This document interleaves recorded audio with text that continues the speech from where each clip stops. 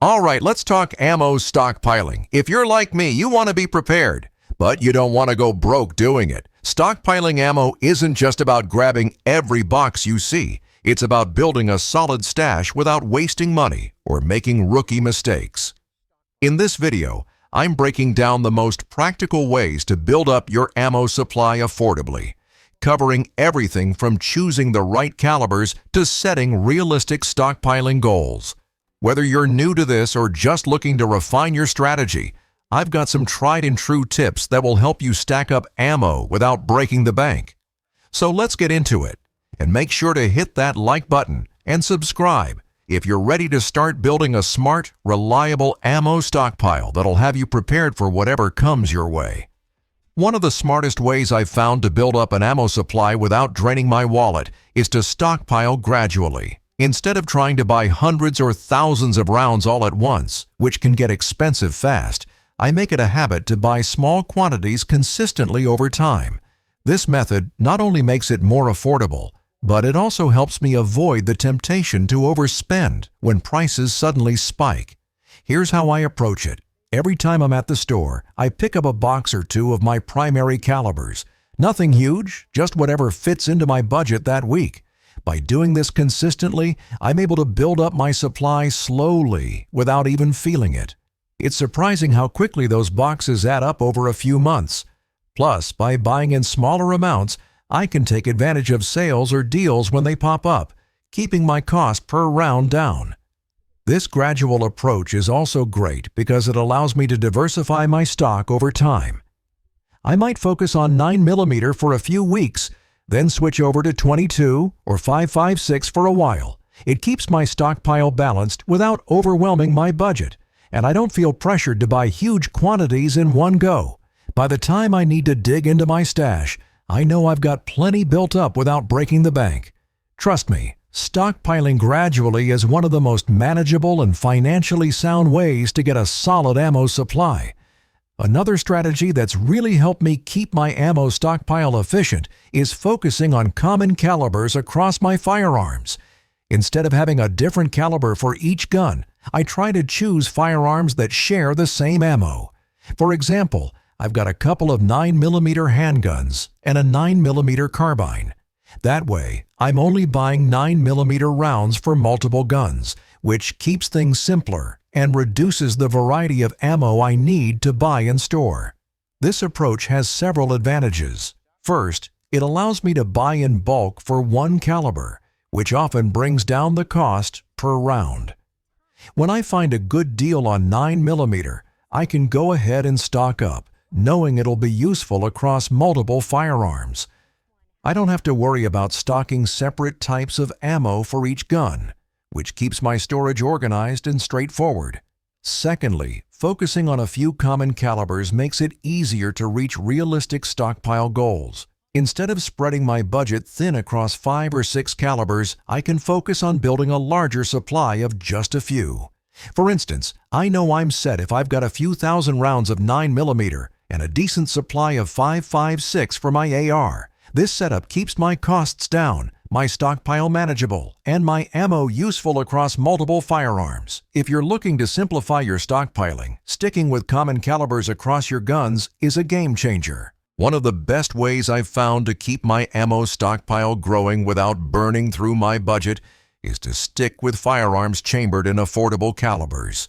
Instead of reaching for the trendiest or rarest calibers, I focus on rounds like 9mm, 22 LR, and 5.56. These rounds are not only widely available, but they're also some of the most affordable options out there, allowing me to stock up in greater quantities without overspending. For example, 9mm is generally one of the least expensive handgun calibers, and because it's so popular, I know I can find deals on it fairly consistently. The same goes for 22 LR, which is incredibly cheap and ideal for building up a substantial stockpile. Having a few 22S in my collection means I can enjoy affordable practice, and it's easy to buy a bulk box without denting my budget. 5.56, while more expensive than 22 and 9mm, is still much more budget-friendly compared to some of the more niche calibers. By sticking to firearms that take these affordable rounds, I can focus my money on larger quantities rather than a variety of pricey specialty rounds. This approach doesn't just save money, it also keeps my storage simple. With fewer calibers to manage, I know I'm covered for general purposes with these affordable rounds, and I'm not stuck hunting for hard-to-find ammo or paying a premium for rare calibers. When it comes to stockpiling, choosing firearms chambered in affordable calibers is one of the most practical and cost-effective decisions I've made. In my experience, it is setting realistic goals. Instead of trying to hit arbitrary numbers or follow general 1,000 rounds per caliber rules, I assess what makes sense for my own usage and budget. For instance, my primary calibers, 9mm, 22 LR, 5.56, and 12 gauge, are ones I focus on building larger stockpiles for because they're versatile and cover most of my needs. I aim for about 1,000 rounds of each of these, but I build this up over time rather than in one big purchase. For my secondary calibers, or rounds I don't shoot as frequently, I set much smaller goals. For example, I don't need a huge stockpile of .357 Magnum or .30-06 since I don't shoot those as often. Instead, I aim for around 100 to 200 rounds, just enough to cover any specific needs or range time I may have with those firearms. This way, I'm not overspending on ammo I rarely use and can keep my focus and budget on the rounds that matter most to me. Setting realistic goals also means taking into account storage space and managing my budget effectively. Having a target amount for each calibers gives me something to work toward and keeps me from overextending my resources. It's all about balancing preparation with practicality, and realistic goals make that a lot easier. This way, I know I'm well prepared, without feeling the pressure to go overboard. When I started stockpiling ammo, I quickly realized the importance of prioritizing ammo for my primary firearms first. Instead of trying to build up an equal amount of ammo for every gun I own, I focus on my go-to weapons, the ones I'd rely on most in a serious situation. This way, I'm making sure my core defense tools are well supplied before worrying about less used calibers. For example, I make sure I have a solid stockpile of 9mm for my primary handgun and 5.56 for my AR, as these are my main go-to firearms. Once I feel confident in the amount I've set aside for these primary weapons, then I'll start picking up rounds for other firearms. This approach helps me keep my budget in check because I'm not spreading my resources too thinly across every caliber. Instead, I'm focusing my funds on the ammo I'm most likely to need in a pinch. This strategy also helps with storage and organization.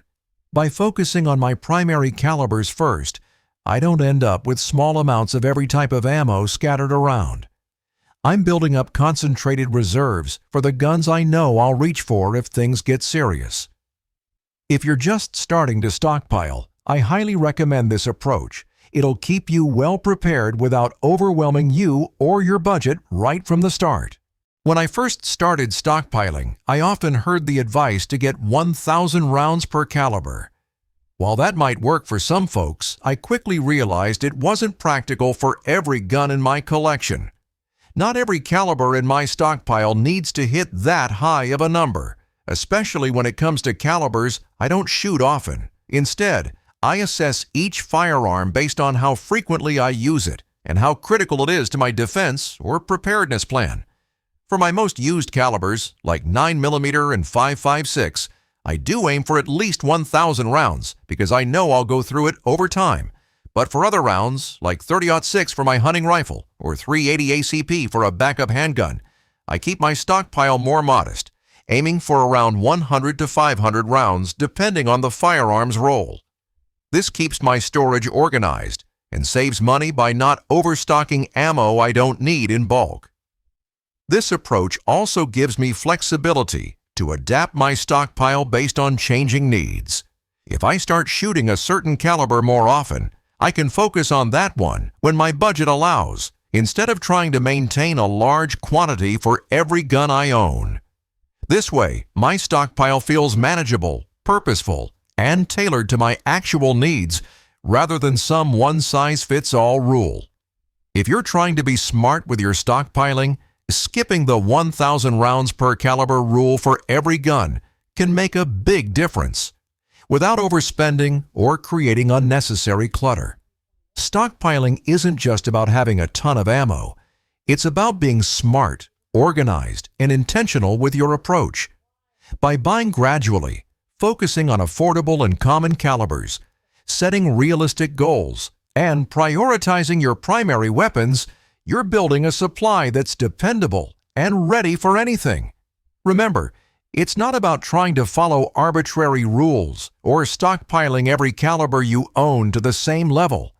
It's about making your stockpile work for you and your specific needs, all while staying within a budget you can manage.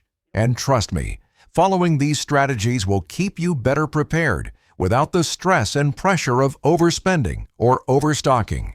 If you found these tips helpful or have strategies of your own, I'd love to hear from you in the comments.